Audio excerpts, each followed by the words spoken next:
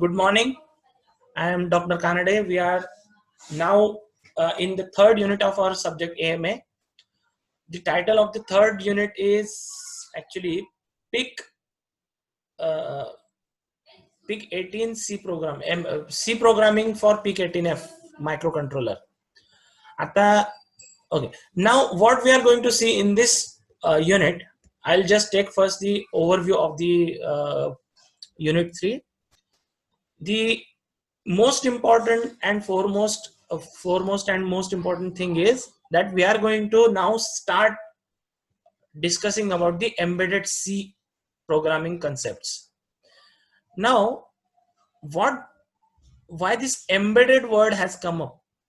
You know already C programming, right? All of you know C programming. You have studied somewhere either in first year or in your diploma, and in the second year in NMCP subject you have performed a lot of practicals also. You have written a lot of programs also in C programming. Okay, so what is the difference between embedded C and C? You have seen C programming. Now we are talking about embedded C. What is Sir, the difference? embedded means develop, sir. Embedded means Develop, actually, okay, advance. it is not really advanced. Actually the thing is, when we were talking about C programming in general, it was for computers. Okay, C programming was for computers. But if we do not want to use computers for smaller processes, like smaller processes, what I mean is basically what is our goal? As I was talking yesterday, superficially at certain point, that ultimately we want to control the physical world, right? Physical world, I mean some lighting system, some motors, some devices I want to control. Okay, and for this digital control I can use computer. Okay, but do I really need to invest in a computer just to make a room automatic? Let's say I have two fans and two lights and maybe one TV in a room, so 5 devices. I want to either turn them on or off. So is it really a good idea to use a computer to do this? Obviously it is not, right? So instead of using a full-fledged computer that we as we know, we can use some microcontroller. It will be a small dedicated device. We can create a small system, electronic controlling system, using the microcontroller at the heart, and using that microcontroller we can control this room automatically. Means we can automate the these 5 devices in the room. Now to use that microcontroller, what we have seen in our first 2 units is we can use assembly language programming. With the assembly language programming, we can write down our codes, we can program our microcontroller, and we can make such certain arrangement along with the circuit that we can control these 5 devices in the room. But the problem is, as our microcontroller gets complicated or it gets more and more advanced, its programming becomes more and more difficult in assembly language. And that's when embedded C came into picture. Embedded C is in fact not really different programming language. It is almost similar to the C programming language, but specifically made certain arrangements, I would say, so that programming of the microcontrollers will become simpler. Instead of writing programs in assembly language, we write the programs in C language. If you have seen certain basic lectures of computers, you might be knowing that there are 3 levels of programming language. First is machine level language, then there is assembly language, and then there is higher level language. C programming is a higher level language. It is much more readable, much more simpler to understand what we are doing in the C programming. And that's why this embedded C came into picture.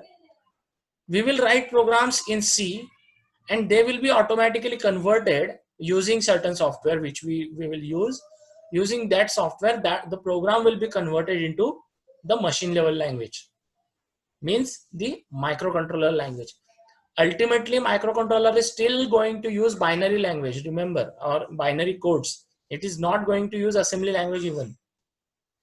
Even though we have seen my assembly language programs, actually when we write program to microcontroller, we do not write assembly programs. What I'm saying is, let's say we have written a program, move LW something, move WF something, but these lines don't go into the microcontroller. What goes into the microcontroller is their codes, their encoding, their actually every instruction has one specified code. That code goes into the microcontroller. Okay, that is what actual machine level language is. And that conversion is done by the assembler software. So instead of, since we already need one translator like called assembler, why don't we use higher level translator? That's why the concept of C programming came in picture, that we will write programs in higher level language so that they will be even more simpler to read and understand, and then they will be converted into the machine language which will be returned to the microcontroller. So we will see this programming in embedded C. Okay, then what specific things that are there in embedded C? Actually, we are going to review very quickly the C programming also in this particular unit. So many of these things you already know, but for the sake of completeness, we are going to take a look on that. That a C program has header files and source files, and there are preprocessor directives also used in the program. We will see what are these. Okay, then the data types that are used and are applicable for the microcontroller. Remember that these data types, when we will discuss, they are not the original C data types. They are certain things are applicable, certain things are similar to C programming, original C programming, but all the data types that were available in the C programming are not applicable in embedded C for PK18F. So we will see these data types, and in most of your question papers, you will find that this question is asked multiple times. Explain the C data types for PK18F 458. Like this question, you will find a number of times. Okay. Then we are going to see some data structures, how the data is accessed in the embedded C. And then the most widely used parts, control loops and functions. These we are going to see. Control loops means for and while loops. Also we will need the if statements, the conditional statements, and functions. We'll write certain functions in the C. We will also see bit operations. Normally these bit operations will be used widely when we will go for our next advanced programmings. For example, timer programmings, the peripheral programmings. For those, we will need to manipulate bits instead of registers, and that also we will see in this unit. Then, as I said yesterday, the most important part is IO port programming, because that is how we are going to interact with the outside world from the microcontroller, right? Because having only the microcontroller doesn't make any sense. If you are using that microcontroller to control something, then only it is going to make a valuable contribution. That is done through IO port programming. We will see that. And the most important part in the third unit is the delay programming. Day before yesterday, we had seen one delay program But at that time itself, I told you that that is not actual way of writing the delay program. We will see what is the correct way of writing the program for delay programming. Okay, and for that we will need timers. Actually, in PIC18F 458 IC, we have 4 inbuilt timers. First timer is timer 0, that we will see in the unit 3. Rest of the 3 timers, timer 1, timer 2, timer 3, we will see in the 4th unit. Okay, so this is the syllabus content of unit 3. Okay, there are, you can distribute this into 2 sections. Let's say mainly the first section being the C programming concepts, and then the actual microcontroller specific tasks for in the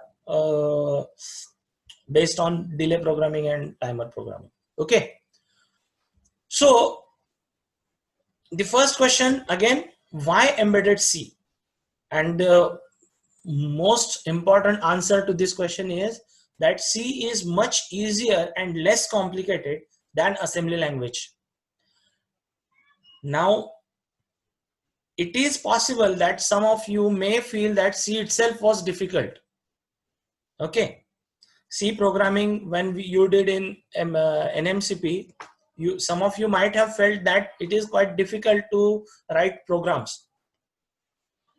But now you have to convince yourself that you will anyway have to write programs, you will have to learn your programming skills, you will have to upgrade your programming skills, because no controlling in electrical engineering is possible without learning the programming.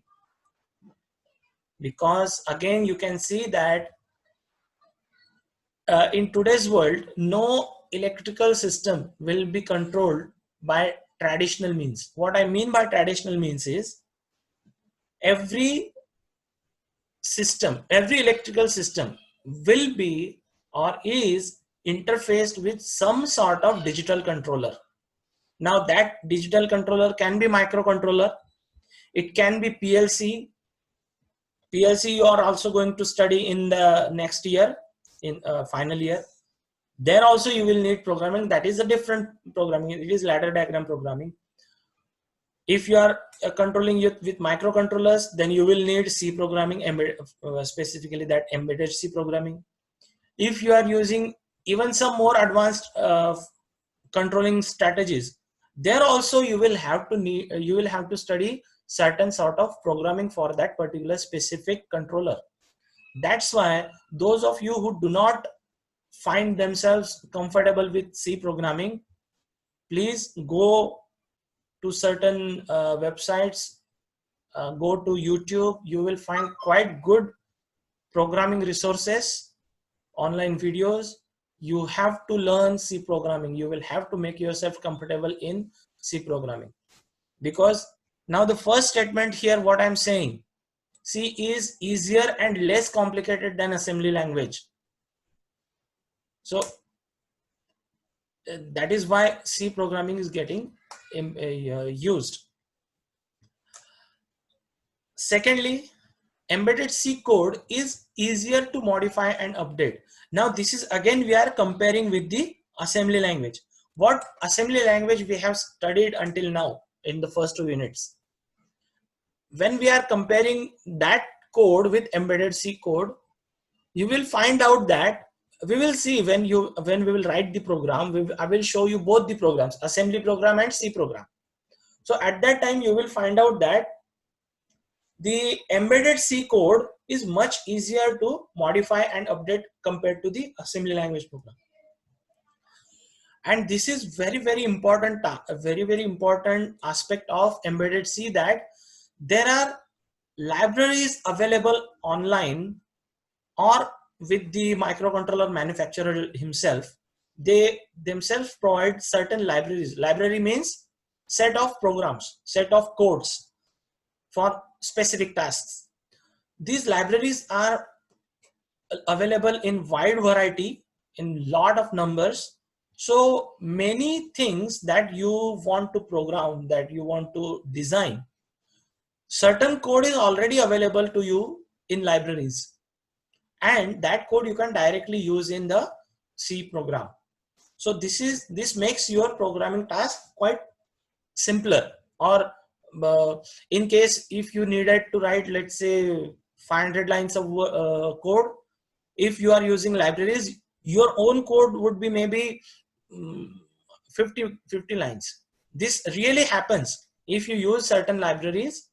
This really happens. For example, if I want to tell you, there in let's say in C program, you have written C programs for NMCP, and that time you used a square root program. If you want to write your own program for square root, it will have some certain n number of lines. But if you use the standard math library, there already a square root program is available, and you can simply use single line of code to calculate the square root. This is the difference of using ready-made libraries. Okay, your coding efforts will be reduced, and this is the most this is one of the biggest advantage of using C programming. Then the next thing is C programs are portable. Portable means from one device to another device, you can transfer those programs or use those programs with small modifications, little or no modifications at all. Also, you may transfer one program from one device to another device. Again, why this is an advantage? Because when you will go to a company and when you are writing codes for, let's say, PIC18F 458, and suddenly this company decides that PIC18F 458 is not a good choice, they will go for PIC18F 452. Your device has changed. Then what? In assembly, you may have to write a lot of different lines again, because the microcontroller itself has changed. But if you have written the C program for the same, those changes are taken care of by a large margin by the compiler itself. When you write the header, you remember we have written first line include p18f458.h. instead of that line, you will change that line to the different controller, and most of the things, most of the modifications to be done will be taken care of by the compiler. Some modifications may be required in the code, but these number of modifications will be quite less as compared to assembly program. Okay, that's why for portability it is very essential that you write the C code. And when we will write the programs, you will you will notice that writing programs in C language is much easier when compared to assembly language. Okay, now the basic structure of the program is quite similar to the standard C program. At the beginning, there are header files, and basically we will need to include only one single header file. And that header file, we already know what is that name. What is the name of the file? p18f458.h. It is actually the name of our microcontroller .h. That in header file will be included at the beginning. There are no stdio, conio, those files are not required, because this is stdio. When was it used? stdio means standard input output, means the keyboard, mouse, and screen, and like that. We don't need those anyway, because we are now working with microcontroller. It will not be interfaced with those devices. So we only need mostly a single header file, which is p18f458.h. Then as usual, there will be a main function. Okay, the starting point of our program executing program is the main function, as usual in C program. Okay, one different thing in C program, embedded C program, is there is an infinite loop at the end of the code. There is a infinite loop at the end of the code. Now what this means is, actually when we are writing a C program, normally what happens, the program starts execution from the main function, it goes on executing, and when the last curly brace comes, like it's something like here, okay, and when the last bracket comes, curly bracket, the program ends. Okay, but this program we are not writing for our computer, we are writing for a microcontroller. And microcontroller, why we are using, what would be the aim of microcontroller? It is to control certain tasks or perform certain tasks, and that task has to be performed continuously. Okay, that's why we don't want the program to exit, we don't want the program to end, and that's why there will be a infinite loop at the end of the program. Now this infinite loop can be at sometimes exact at the last line, or sometimes it will be a infinite loop and some certain tasks will be going on continuously. How to write this infinite loop we will see in the in further slides, but this is a very important step and it has to be followed every time while writing the C embedded C program, that there has to be an infinite loop. Okay, now coming to the header files. Now if you can recall, this is not something different. Okay, this is the same thing that you have seen in C programming, standard C programming. The because the structure also is the same, something, most of the things are same. How we are going to write those things will may be different, that we will see at the time of programming. The header files, as you already know, those are the files having extension .h, and what these header files contain is the C function declarations and macro definitions, same as the standard C programming. In just a while ago I said about math.h header file. In that I said that there was a square root function. So what does it mean by math.h having square root function? It is the same thing, that the math.h header file contains the function declaration and definition of the square root function, right? Similarly, whatever functions or whatever macros that will be used in this particular, for this particular microcontroller, are defined in that particular header file. Okay, so if you want to have certain additional functions, if you have written your own library, header files basically are used to create your libraries also. You can yourself create your own libraries. And if you have written, a library means set of functions.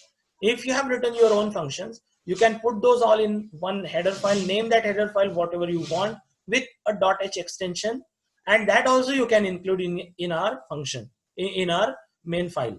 Okay, that is what the idea behind this header file is, that as I just said, that you can write your own functions and you can share between different sources.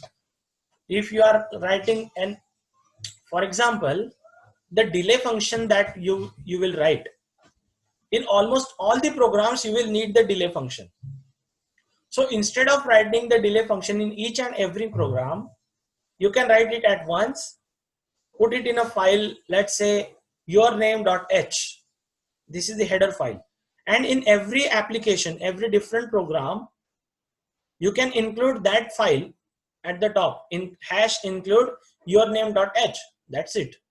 And from that file, the delay function will be imported and will be used in that particular program. Okay, so this is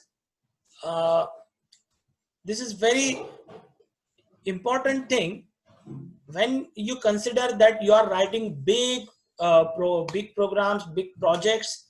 Okay, because you don't want to waste your time on repeating the same task again and again. If you have written a good program once, you should not be required to write the same thing again and again. You can use the same thing all the time for all your future references. Okay, so this is the advantage of having the header files, and this advantage comes because of the C programming. Okay, as I said, for our controller we need to include this particular header file p18f458.h. Now where do we get this header file from? It is already included in the C18 tool suite that I have shown you how to install. The software that we are using for programming of this microcontroller is the MPLAB software. This MPLAB software is provided free of cost by the microcontroller manufacturer.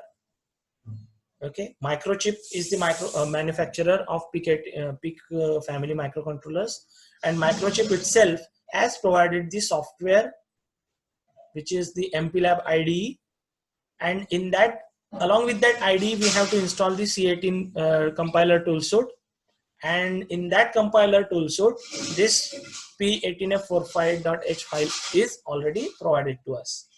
Okay. In fact, it is not the only file provided.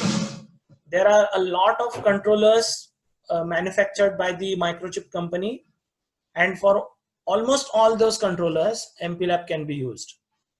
Okay. Now there are certain preprocessor directives which are above all the functions. Okay. Above all the functions means even before the main function. One of those you already know, hash include. Any line that starts with a hash, that is called preprocessor directives. Okay, it tells the preprocessor. Preprocessor is a software before compiler. It collects data, collects certain things from different files and different things, and puts them all together before feeding them into a compiler. Okay, so any line that starts with a hash is called the preprocessor directives, and generally those are given at the start of the program, but they can also be given at certain other locations, but not inside the functions. Okay, examples you already know: hash include, hash define, some peculiar things, some specific things to the embedded C PIC18F controller. We will see those preprocessor directives while writing our program. Okay, so these are the things in the, to be seen in the beginning of the embedded C. What is embedded C and how is it different? In the next lecture, we will actually start discussing more about the C programming thing. Okay, programming of the programming in C, that we will discuss in our next lecture. Whatever the differences between original or the standard C and this embedded C are, that also we will highlight in our next lecture. Okay, so now we will stop. Any